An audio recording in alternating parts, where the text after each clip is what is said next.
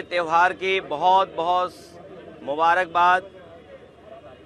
आज आपके माध्यम से पूरे प्रदेश, देश और दुनिया के सभी लोगों को बहुत बहुत आज मैं मुबारकबाद देना चाहता हूं।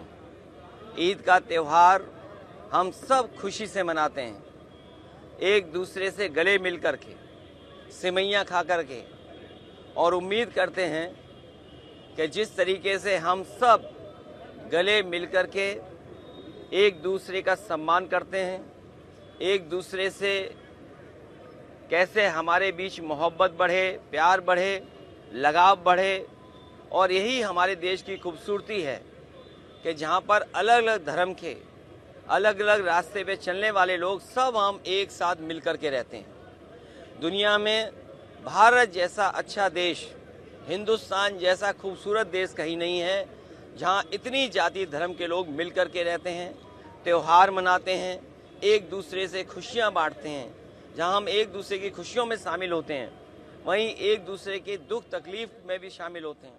हम एक दूसरे की परेशानियों में एक दूसरे की मदद करते हैं। यही समाज हमारा इसी तरीके से बना रहे, और जब हम सब मिल कर के रहेंगे तो हमारा देश और तरक्की और खुशहाली के रास्ते पर जाएगा। भाजपा के मंत्री आपके नमाज को बैन किया गया था, क्या कहेंगे सर? लगाए गए हैं, ये एक अनडिक्लेयर्ड इमरजेंसी है। मेरे पत्रकार साथियों, हालांकि आपको पता होगा, और इसमें से मैं देख रहा हूँ कि बहुत सारे सीनियर लोग भी हैं और बहुत वर्षों से आ रहे हैं यहाँ पर, और यहीं पर कवर करने आते हैं, कवरेज करने आते हैं। आप इसी जगह पर मिलते हैं। कभी इतनी बैरिकेडिंग नहीं होती होगी। जब मैं आज आ रहा था तो जानबूझ करके पुलिस ने मुझे रोका। मैंने जानना चाहा कि भाई क्यों नहीं जाने दे रहे हो। पूरी बैरिकेडिंग लगा करके मुझे आधे घंटे जब बात की तब जाने दिया, बड़ी मुश्किल से, और एक गाड़ी जाने दी।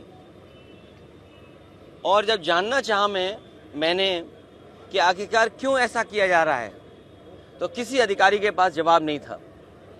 आखिरकार इसको मैं क्या मानूं, क्या समझूं?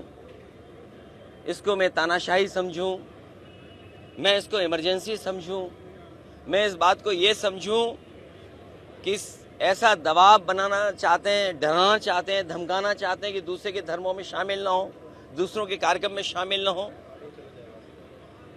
कम से कम मुझे ये बताओ, मैं जाने कितने वर्षों से यहाँ आ रहा हूँ। मुझे याद है नेताजी मुझे पहली बार लेकर के आए थे, उस दिन से आज तक लगातार आ रहा हूँ, लेकिन ऐसी बैरिकेडिंग कभी नहीं देखी।